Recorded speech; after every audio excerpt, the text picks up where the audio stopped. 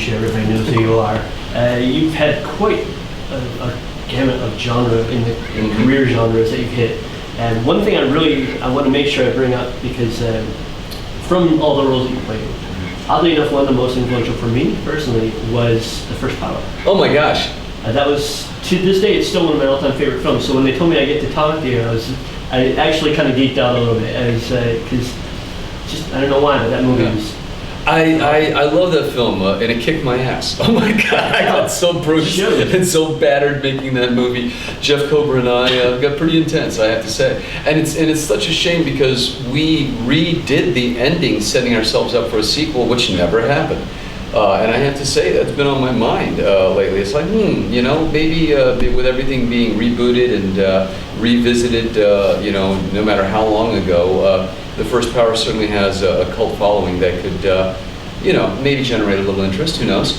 The other very interesting thing is that I just played Richard Ramirez, the real-life Night Stalker, in a film called The Night Stalker, which hopefully we'll see in the festival circuit next year and then in theaters.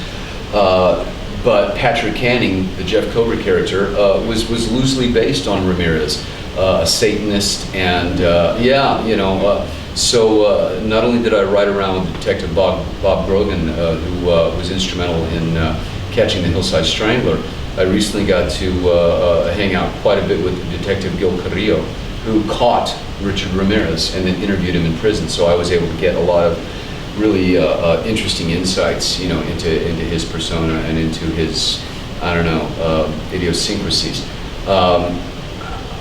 I liked The First Power quite a lot. As a matter of fact, it's one of my wife's favorite films, but I guess that's, she likes watching me get my ass kicked. Yeah, but to be fair, that happens a lot. Like not that you get your ass kicked, but you generally, even now, your roles are quite physical. Yeah, man, it's like you'd think I'd get smarter as I got older, but I still like doing a lot. I always do my own fights and do whatever stunts the stunt coordinator thinks, are safely accomplishable. I've got my fair share of broken bones and scars and whatnot from it. But I think it makes it more intriguing for the audience, because they go, no, that's Lou, and that's a real explosion, and that's him hanging from a helicopter, and just all kinds of craziness. I wouldn't say that I'm in Tom Cruise's league. I mean, that man's a maniac. There's an insanity level you don't want to cross. Exactly. But it's very interesting to see, like you said, you haven't ever really been pigeonholed into a genre. I mean, everything from horror to action to drama to even the race pattern that you play on film, it's never actually been pigeonholed down. Is that been a benefit for you? Well, my favorite genre is employment. I kind of like, actually getting paid to act. But I've been fortunate, and I go back to my theater career. I mean, when I have a degree in theater from the University of Texas at Arlington, and in my late teens and early 20s, I was doing Shakespeare and Moliere and Mamet and improv comedy, just the gamut of different disciplines, and I've applied that to my film work. I like challenging myself with different roles every time, and I'm a fan. I'm a fan of movies and of television. So whether it's horror, whether it's science fiction, whether it's heavy duty drama or comedy, I will find something to absolutely love about it, and have tried to be successful, in each of those genres. So I don't have a favorite film, and I don't have a favorite genre. I love doing true life stories, like La Bamba or the 33 that I have coming out about the Chilean miners. There's something incredibly gratifying about telling a true story that is aspirational and inspirational. But at the same time, there's something incredibly fun about doing something like Stargate Universe, which is just so out there that last actor was talking about, you have to commit to the reality and bring a definite, gravitas and humanity to it. Otherwise the audience doesn't believe it. So for something like Stargate, obviously it's imaginative. You can go by concept art. You can say sort of get in the mood of the environment. But for something like 33, I mean, that's hardcore to really get in that mindset. How do you even? Is that something you really want to prepare for? Or? The process of filming the 33 was absolutely grueling, but it is exactly what we needed as actors to put ourselves in that situation. We filmed it in actual mines, salt mines in Bogota, Colombia. We were actually in a tiny little mining town called Zipaquira, and staying in a motel where there was no central heating, there were gaps in the doors. You were lucky if you got water in the morning, and you weren't always sure if it was going to be hot. We were spending 12 to 14 hours a day in these mines. So, at a certain point, to quote Sir Anthony Hopkins, no acting required. You were just there, and it adds to the veracity, I think, of the film. If we, had built it on a soundstage and gone in and been incredibly comfortable and then gone back to the Four Seasons at night, you wouldn't have had that look of desperation that got in all of our eyes, every single morning you went to work.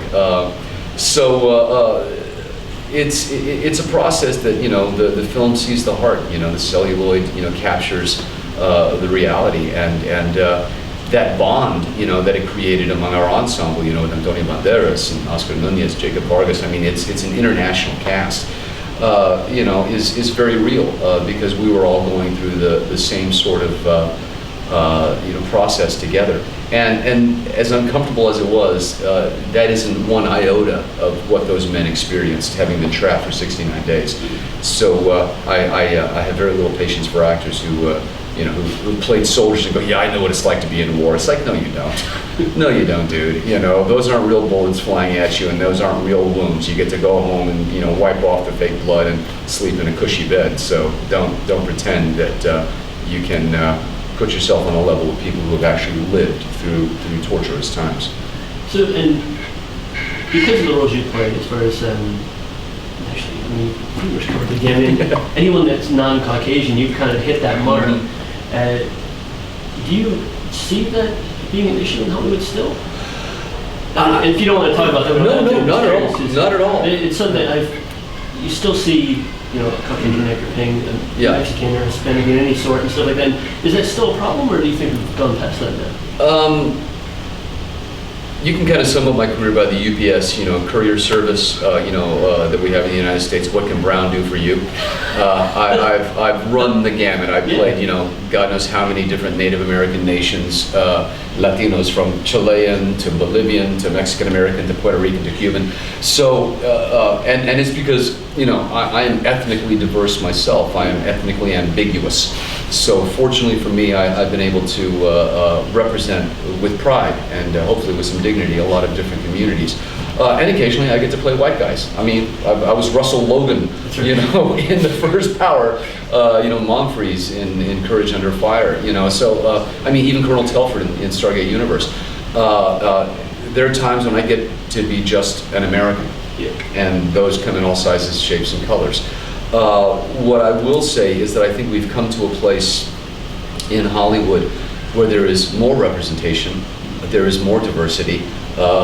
Some people have said that I'm a pioneer, and I first of all, I'm flattered. It's not what I set out to be, but the fact that I was able to make a name for myself and to cross over and to do different things. Was just me depending on, on my ability. I say to young actors now, don't become the best African American actor or Asian American actor or Native American actor. Just become the best actor with a capital A, and let your talent do the speaking, and then go out for the roles that you're appropriate for.